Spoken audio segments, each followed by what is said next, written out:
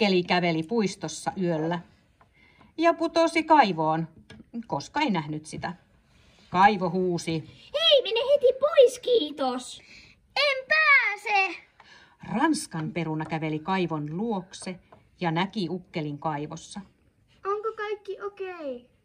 Ranskan perunalla oli mukana köysi, jonka se laski kaivoon. Ukkeli ryhtyi kiipeämään köyttä pitkin ja juuri kun hän oli pääsemässä kaivosta, skipidisakset leikkasivat köyden poikki ja Ukkeli tippui takaisin kaivon pohjalle. Sen Pituinen. Hei, ei se voi loppua. Skipidisakset putosivat kaivoon raivostuttamaan kaivoa enemmän. Ja kaivo ryhtyi lentämään ja sylkäisi sitten ulos skipidisakset ja Ukkelin. Ranskan peruna ja köysi katsoivat tapahtumia ihmeissään.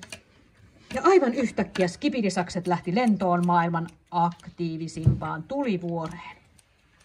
Ranskan peruna lähti kävelemään kotiravintolaansa.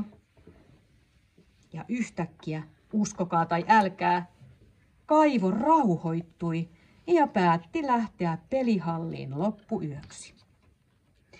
Ukkeli parkahaisi aivan viemärille. Hyi että.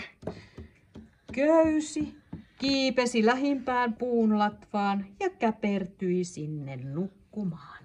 Sen pituinen